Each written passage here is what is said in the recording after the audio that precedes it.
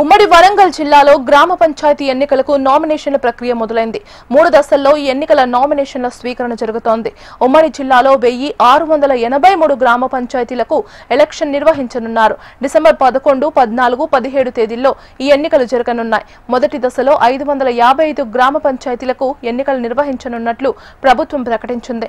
నామినేషన్ల స్వీకరణకు ఎన్నికలకు ఎలాంటి ఏర్పాట్లు చేస్తున్నారు, సమస్యాత్మక ప్రాంతాల్లో చర్యలు ఏమైనా తీసుకుంటున్నారా అనే విషయంపై వరంగల్ జిల్లా కలెక్టర్ సత్యసారథితో మా ప్రతినిధి నరేందర్ ఫేస్ టు ఫేస్.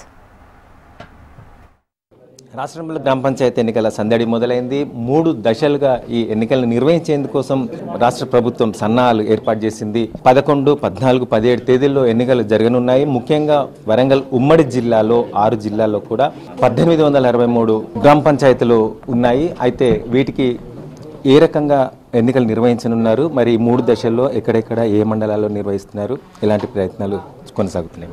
మనకి వరంగల్ డిస్ట్రిక్ట్లో 317 గ్రామ పంచాయత్స్ ఉన్నాయండి. సో ఇందులో 3 ఫేసెస్లో ఎలక్షన్ తీసుకోవాలనేది మనం ఆల్రెడీ గవర్నమెంట్లో కూడా ఉన్న డెసిషన్. సో దాంట్లో భాగంగా ఫస్ట్ ఫేజ్లో ఇవాళ 91 గ్రామ పంచాయత్స్ 3 మండలాలు వర్ధన్నపేట్, రాయపర్తి అండ్ పర్వతగిరి.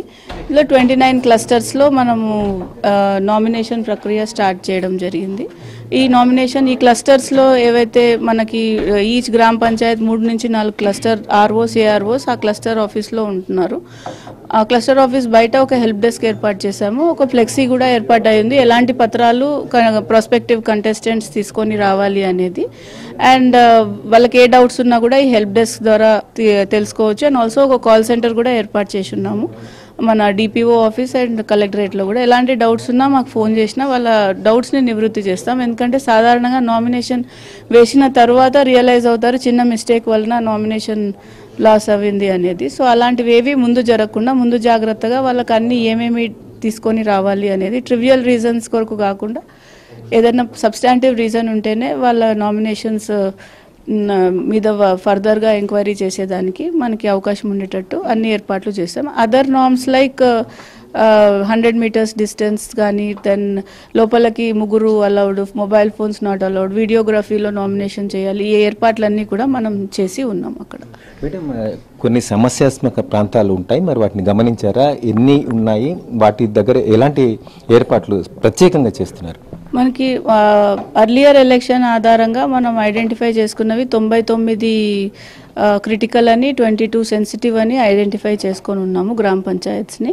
సో వీటిని earlier election and past history ఆధారంగానే ఇన్ యాంటిసిపేషన్ ఇప్పుడు ఫర్దర్గా యాజ్ డే గోస్ బై మనం ఐడెంటిఫికేషన్ని ఫర్మప్ చేసుకుంటాము. అలాంటి ప్లేసెస్లో పోలింగ్ స్టేషన్స్లో ఎలాంటి ఎంత పోలీస్ పర్సనల్ అవసరము, వెబ్కాస్టింగ్ ద్వారా చేస్తామా లేకపోతే మైక్రో అబ్జర్వర్స్ని అక్కడ ప్లేస్ చేయవలసిన అవసరం ఉందా, ఇవన్నీ కూడా మేము ఫర్దర్గా ఫర్మప్ ఈ కమింగ్ డేస్లో తీసుకుంటాము. రైట్ నౌ నామినేషన్ ప్రాసెస్ కొరకైతే ఈ 3 మండలాల్లో nearly 400 to 450 people from base level to the top functionary అంతమంది పనిచేస్తున్నారు. గతంలో ఎన్నికల ఖర్చు తగ్గించేందుకోసం ఏకగ్రీవ ఎన్నికకు ఒక నజరానా ప్రకటించారు. అలాంటి ఏమన్నా ఈ దఫా ఇస్తున్నారా, లేకపోతే జనరల్గా ఎలక్షన్స్ అందరూ వెళ్లాల్సిందిగా చెప్తున్నారు?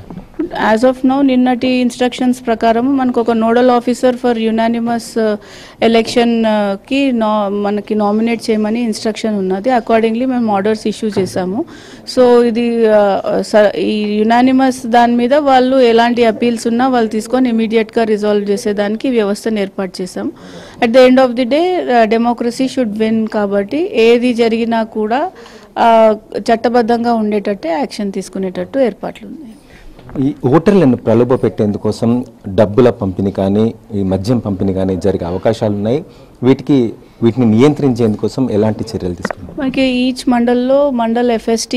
మండల్కి ఒక ఎఫ్ఎస్టీ ఏర్పాటు చేశాము. అండ్ డిస్ట్రిక్ట్ బార్డర్ చెక్ పోస్టులు ఉన్నాయి. అట్ ద సేమ్ టైం ఈ డిస్ట్రిక్ట్కి ఒక ఎస్ఎస్టీ ఏర్పాటు చేయమన్నారు. సో కమిషనరేట్ పరిధిలో ఉండే బార్డర్స్ దగ్గర ఈచ్ ఎస్ఎస్టీ అనేది కమిషనరేట్ 3 జిల్లాల్లో ఉంది కాబట్టి అలాగా అన్ని ఎస్ఎస్టీస్ బార్డర్స్ దగ్గర అవైలబుల్ చేశాము.